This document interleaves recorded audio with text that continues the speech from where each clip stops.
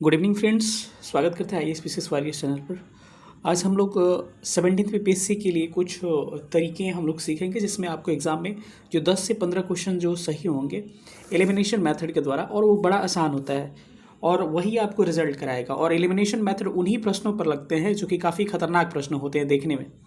और एक बात मैं आपको बता रहा हूँ कि मार्केट में जो बताते हैं ना कि तुक्का कैसे लगाएं, पता है आप इतने भी आप समझदार नहीं हैं, इतने भोले हैं आप लोग कि तुरंत बेवकूफ़ बन जाते हैं। आप एक अधिकारी बनने जा रहे हैं और लोगों की बातों में आ जाते हैं कि तुक्का कैसे लगाए, कोई थंबनेल बना दिया तुक्का कैसे लगाएं, तो उस पर आप लोग चले गए। तो फिर से एक बार मैं समझा रहा हूँ आपको कि इन सब बातों में मत पड़िए कि तुक्का कैसे लगाएं, 5 दिन में कैसे क्लियर करें। इन सब बातों में केवल बेवकूफ़ बनाया जाता है आपको, और आप एक भोले भाले स्टूडेंट है, एस्पिरेंट है, आप फंस जाते हैं इन चीज़ों में। इस सब के चक्कर में मत लगिए। तुक्का कुछ नहीं होता है, तुक्का किसी का नहीं लगता है। वो रंग दिए तो कहीं हो गया किस्मत से, वो अलग बात है, लेकिन एलिमिनेशन मेथड ही काम आता है। और एलिमिनेशन मेथड, भाग्य तो अलग चीज़ ही होती है, ठीक है, तो उसकी हम बात ही नहीं करेंगे। तो यहाँ पर हम कुछ प्रश्नों को आपको करके दिखाएंगे, क्योंकि बहुत सारे बच्चे डिमांड कर रहे थे कि कुछ प्रश्नों को करके दिखाए, जैसे कि एलिमिनेशन मेथड कैसे यूज़ करते हैं। क्योंकि कटअप जो होगा 3-4 मार्क्स से ही रुकेगा, सबका रुकता है, मतलब जिनका रुकता है मैक्सिमम लोगों का, जो नियरेस्ट होते हैं तैयारी करने वाले 3-4 नंबर। बाकी जो लोग होते हैं वो तो पढ़ने वाले होते नहीं हैं, केवल फॉर्मेलिटी के लिए फॉर्म भरते हैं, ठीक है। तो चलिए हम लोग सेशन को स्टार्ट करते हैं। जो लोग भी नए होंगे चैनल को सब्सक्राइब करके चैनल से जुड़ जाइएगा। नीचे आपको मैं कमेंट पिन में टेलीग्राम का लिंक दे दे रहा हूँ और उसको ज्वाइन कर लीजिएगा। चलिए सेशन को स्टार्ट करते हैं। सबसे पहले आपको यूपीएससी को कुछ प्रश्नों को देखना पड़ेगा, ताकि यूपीएससी का मेथड ही आपको यहाँ पर काम करेगा, ठीक है। तो चलिए इस प्रश्न को हम सॉल्व करके दिखाते हैं। ये प्रश्न जो है सुप्रीम कोर्ट जो है सर्वोच्च न्यायालय से रिलेटेड है, तो इसको हम लोग करके दिखाते हैं। मानेंगे कि हमको इसमें ज़्यादा जानकारी नहीं है इस प्रश्न के बारे में, सीधे हम इसको करके दिखाते हैं, ठीक है। चलिए इससे पहले मैं आपको एक प्रश्न दिखा दूँ कि आपको बड़े प्रश्नों में और छोटे प्रश्नों में क्या अंतर है। आप बड़े प्रश्नों को अगर छोटे प्रश्न करवाते हैं, छोटे प्रश्न ज़्यादा हार्ड होते हैं, या तो आएगा तो सही होगा या तो नहीं आएगा तो गलत होगा। लेकिन इन बड़े प्रश्नों में कैसे एलिमिनेशन मेथड लगा सकते हैं, इसको यूज़ करने के लिए बताऊंगा। पहले क्वेश्चन छोटा देखते हैं। छोटा सा क्वेश्चन लेते हैं। मानिए कि सर्वोच्च न्यायालय सुप्रीम कोर्ट में न्यायाधीशों की सेवानिवृत्ति उम्र क्या है, मतलब रिटायरमेंट एज क्या है। सुप्रीम कोर्ट में जो क्या है हमारे जज है, उनका रिटायरमेंट एज क्या है। ये 63वीं PSC 2017 में ये सवाल पूछा गया है। इस प्रश्न का उत्तर समझिए कि आपको बिल्कुल नहीं पता है, तो इसमें आप कोई एलिमिनेशन नहीं लगा सकते हैं कि ये 62 लिखा है तो इसको काट देंगे, ये 65 है तो इसको सही कर देंगे, 60 वाले को काट देंगे, 70 वाले को सही कर देंगे। इसमें कुछ नहीं लगेगा, या तो इसमें करेक्ट होगा या तो इनकरेक्ट होगा, यही हो पाएगा। तो इसका अगर पता है, जैसे कि आपको पता है कि सुप्रीम कोर्ट की एज के लिए मिनिमम एज कुछ नहीं होता है, मैक्सिमम एज जो होता है, मिनिमम एज डिफाइंड नहीं है, लेकिन मैक्सिमम एज 65 ईयर होता है। वहीं हाई कोर्ट में मिनिमम एज भी डिफाइंड नहीं है और मैक्सिमम एज जो होता है 62 ईयर आपको है, ठीक है। तो ये आपको पता रहेगा तभी 65 लगा पाएगी। इसमें कोई आपको तरीका और कोई दिमाग, कॉमन सेंस और आपकी IQ लेवल कुछ भी नहीं है यहाँ पे काम करेगा, ना एलिमिनेशन मेथड। अब बता रहे एलिमिनेशन मेथड कैसे यूज़ किया जाता है। इस क्वेश्चन को देख रहे हैं, यूपीएससी 2019 में सवाल पूछा गया, IAS 2019 में सवाल पूछा गया है। प्रश्न क्या कह रहा है समझिएगा। प्रश्न कह रहा है कि समझिए कि इस क्वेश्चन के बारे में हमको कुछ आइडिया नहीं है, और ऐसे ही प्रश्न आपको डराते हैं, इसीलिए ऐसे प्रश्न को मैं लेके आया हूँ। ये 69वीं PSC का भी कुछ सवाल आपको मैं दिखाऊंगा। पहले इस क्वेश्चन को करके देखते हैं। कह रहे हैं कि न्यायाधीश जांच अधिनियम 1968 के अनुसार भारत के उच्चतम न्यायालय यानी कि सुप्रीम कोर्ट के किसी भी न्यायाधीश पर महाभियोग, इम्पीचमेंट की बात कर रहा है, इंग्लिश भी बोलते चलेंगे, कि प्रस्ताव को लोकसभा के अध्यक्ष द्वारा अस्वीकार नहीं किया जा सकता है। तो एक बार इतना ध्यान रखिएगा, क्योंकि आपने नॉर्मली तो पढ़ा ही होगा कि लोकसभा का जो स्पीकर होते हैं या फिर आपको सुप्रीम कोर्ट के जो जज होते हैं, देखिएगा कि उनको संभवतः जो सुप्रीम कोर्ट के जज होते हैं, लगभग उनको महाभियोग से आज तक नहीं हटाया गया है।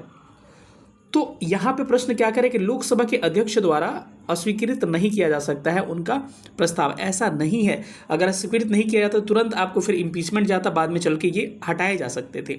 तो अस्वीकृत नहीं किया जा सकता यानी कि अध्यक्ष द्वारा, बिल्कुल ये स्टेटमेंट क्या है आपका इनकरेक्ट है। ये कह रहे हैं कि इसको अस्वीकृत किया ही नहीं जा सकता है। अगर अस्वीकृत नहीं किया जा सकता लोकसभा अध्यक्ष द्वारा, तो जितना आता सबको पास करते जाता, फिर आपका वोटिंग होता, 100 सदस्य आपको वहाँ पे आपको लोकसभा में और 50 राज्यसभा में, फिर आपके 2/3 से पास करके इसको हटा दिया जाता। तो ऐसा नहीं है, तो ये स्वीकृति, ऐसे कॉमन सेंस वाले सवाल है। तो जिसमें एक है स्टेटमेंट, एक करे कौन सा सही है, तो आपके जिसमें एक है पहले में और लास्ट में, ये गलत हो गया, ठीक है।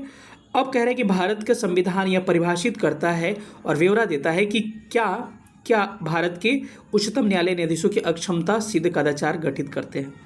सपोज करिए कि इसके बारे में हमको कोई आइडिया ही नहीं है, तो चलिए इसको हटा देते हैं। तो दो स्टेटमेंट से कोई मतलब ही नहीं है, क्योंकि पहले ही दो स्टेटमेंट यहाँ गलत हो चुका है और कहीं करेक्ट में दो है ही नहीं, तो इस स्टेटमेंट को हम पढ़ेंगे ही नहीं। मेरी बातें समझ रहे हैं ना? दो स्टेटमेंट को इसलिए नहीं पढ़ेंगे क्योंकि इसका मतलब ही नहीं बनता है, क्योंकि ऑप्शन बी करेक्ट होगा या तो ऑप्शन सी करेक्ट होगा, या तो तीन स्टेटमेंट सही हो गया, 3 और 4 दोनों करेक्ट होगा। कहीं ऑप्शन में अब बचा ही नहीं, क्योंकि एक वाला ऐसे ही गलत हो गया और एक वाले में ही आपको ए और डी में है, तो इसको कोई पढ़ने का तुक ही नहीं बनता है। अब अगला प्रश्न, अब अगला स्टेटमेंट कह रहा है कि भारत के उच्चतम न्यायालय के न्यायाधीशों की महाभियोग की प्रक्रिया के ब्यौरा न्यायाधीश जांच अधिनियम 1968 में दिया है। तो इसकी प्रक्रिया है, सबको लगभग पता है कि 1968 एक अधिनियम है, उसमें दिया हुआ है। तो 3 क्या होगा आपका करेक्ट हो जाएगा, ठीक है। अब जो है ये मानिए कि ये भी नहीं पता है, 3 स्टेटमेंट भी नहीं पता है, तो हम शांत हो जाएंगे। तो मेरे पास तो बी और सी बचा, अब हम 3 पे शांत हो जाएंगे। ऐसे प्रश्नों में थोड़ा सा दिमाग लगाना पड़ेगा आपको, इसके लिए शांत हो जाइए, पढ़िए मतलब। अब 4 पे चलते हैं। किसी ये नहीं कि यही सोच के मार दे बी करेक्ट होगा। यदि किसी न्यायाधीश के महाभियोग के प्रस्ताव को मतदान हेतु लाया जाता है तो विधि द्वारा अपेक्षित कि यह प्रस्ताव संसद के प्रत्येक सदन द्वारा समर्थित और उसमें कुल सदस्य संख्या के बहुमत द्वारा संसद के उस सदन के कुल उपस्थित और मत देने वाले सदस्यों की 2/3 यानी कि विशेष बहुमत 2/3 से पास किया जाता है। अभी हमने बताया कि जब हटाना होता है, इम्पीचमेंट लागू होता है, तो इम्पीचमेंट का चाहे राष्ट्रपति का हो चाहे आपकी जज का हो, 2/3 इतना तो कॉमन सेंस होना चाहिए। आप अगर तैयारी करना है सिविल सर्विसेज का तो क्या होगा 2/3 होगा। तो 4 स्टेटमेंट आपको सही लग गया, ठीक है। तो एक बार और मैं हटा रहा हूँ, इसमें आपको पहला और लास्ट गलत था, 4 आपको बस सही लगा, आपको बाकी किसी स्टेटमेंट से मतलब नहीं रखना है, 4 सही लगा। अब बताइए पहला गलत हो गया, ये सही पूछा है करेक्ट स्टेटमेंट, चौथा गलत हो गया, तो 4 केवल इकलौता है कहीं पर नहीं है, तो 4 सी में है और बी में है ही नहीं, तो मजबूरी में हमको सी ऑप्शन करेक्ट करना होगा और right option is C is correct answer. तो मैं तरीका सिखा रहा हूँ कि कैसे प्रश्नों को सही करना है। चलिए अगले प्रश्न पर चलते हैं। एक और क्वेश्चन आपको मैं दिखा रहा हूँ। अब एक क्वेश्चन मैं दिखा रहा हूँ 69 बीपीएससी में पूछा गया है कि यूएई के रियासती राज्य है। ये रियासती राज्य का मतलब होता है इमिरेट्स कह सकते हैं, स्टेट एक तरह कह सकते हैं। जैसे भारत में कितने स्टेट हैं, तो आंध्र प्रदेश है, ऐसे तमिलनाडु है, ऐसे आपने देखा होगा। तो इसमें एक पूछ रहा है कि which of the following is emirates of UAE. तो इसमें इमिरेट्स ऑफ यूएई कौन सा है? चलिए कॉमन सेंस लगाते हैं इसमें। अब इतने ऑप्शंस दिए हैं कि इतना इमिरेट्स याद हो ही नहीं सकता। अरे भाई किसी देश का सारा राज्य याद कर लीजिएगा, अमेरिका का 54-55 को है, याद होगा। भारत का ही किसी को याद होगा, दूसरे देशों को नहीं याद होगा। तो अब हम कॉमन सेंस लगाते हैं। अब बात है अबू धाबी। अरे भाई Abu Dhabi, Dubai, Sharjah, Ajman, उमेल, फुजरा, ये सारे स्टेटमेंट दिया है। चलिए हमको पहला में कुछ नहीं पता चला, इसको हम काट दिया, हम पढ़ेंगे ही नहीं। पहला स्टेटमेंट को हम इग्नोर करके निकल गए। दूसरे पे आते हैं। दूसरा स्टेटमेंट कह रहा है कि दुबई, शारजहाँ, अजमान, जिद्दा, कुवैत, बहरीन, अमान। अरे भाई कुवैत और बहरीन एक देश है और देश किसी राज्य में नहीं जा सकता है, तो ये स्टेटमेंट इनकरेक्ट हो जाएगा। अगला है कि अल कैन, फुजरह, रास अल खैमात, रियाद। रियाद आप तो सिविल सर्विसेज की तैयारी करते इतना तो पता होगा, रियाद किसकी राजधानी है? सऊदी अरब की, और कोई देश की राजधानी दूसरे देशों में नहीं जा सकती है। अगला है कि Sharjah, Abu Dhabi, Ajman, फुजरैत, Dubai और बहरीन कुवैत। बहरीन कुवैत देश हैं, ये भी होंगे नहीं कभी किसी राज्य में, तो ऑप्शन 1 बचा, option A is right answer. ऐसे किए जाते हैं प्रश्न सही। चलिए अगले क्वेश्चन को हम लोग देखते हैं। एक प्रश्न आपको दिख रहा होगा, ये प्रश्न 69 बीपीएससी का पूछा गया है कि which of the following statement is correct from regarding to White House. White House जो है आपको पता है, व्हाइट हाउस से बार बार आता है बात कि व्हाइट हाउस में डोनाल्ड ट्रंप थे, बाइडेन थे, तो अब व्हाइट हाउस के बारे में जानते होंगे, अमेरिका से संबंधित है ये। जैसे यहाँ पर हमारा संसद होता है, राष्ट्रपति भवन होता है, उस तरह से, ठीक है। तो अब स्टेटमेंट पढ़ते हैं कि व्हाइट हाउस का पता 1800 पेंसिल्वेनिया एवेन्यू है।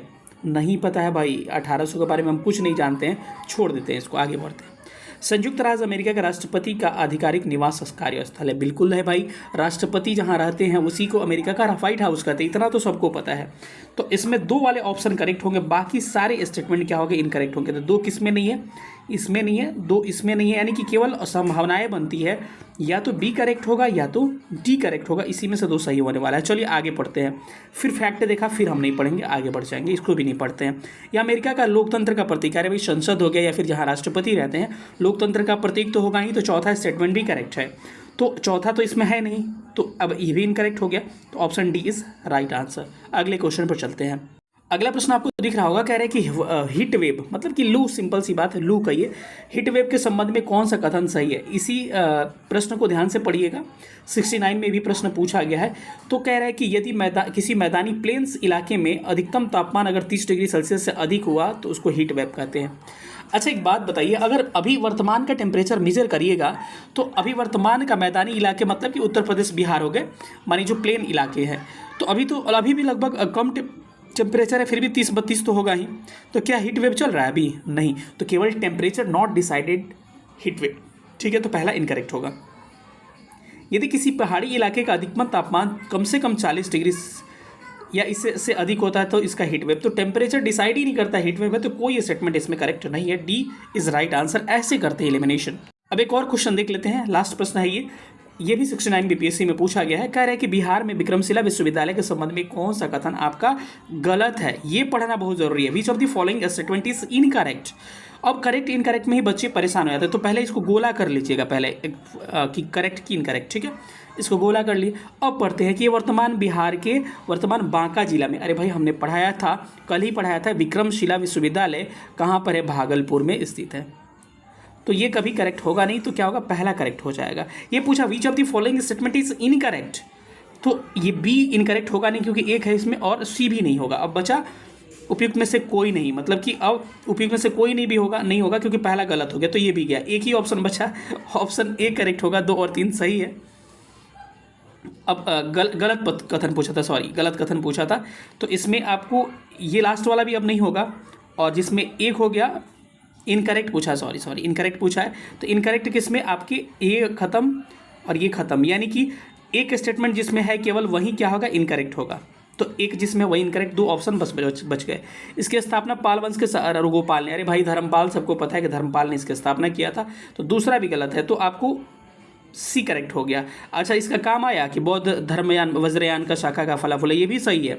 यहाँ खगोल विज्ञान, तर्कशास्त्र, कागुन व्याकरण, ये बच्चे यही देख के डर जाते, इसका कोई काम ही नहीं था, केवल 2 स्टेटमेंट के बारे में आपको नॉलेज है, और फैक्ट नॉर्मल फैक्ट थे जो सभी किताबों में है, जिससे बन जाएगा प्रश्न ये। ठीक है, तो यही सेशन लगा, बताइएगा सेशन कैसा लगा। मिलेंगे अगले सेशन में, तो अपना ख्याल रखिएगा। सेशन देखने बहुत बहुत धन्यवाद, और जो नए होंगे चैनल को सब्सक्राइब कर लीजिएगा ऐसे इन्फॉर्मेटिव वीडियो के लिए। थैंक यू सो मच, जय हिंद, लव यू ऑल।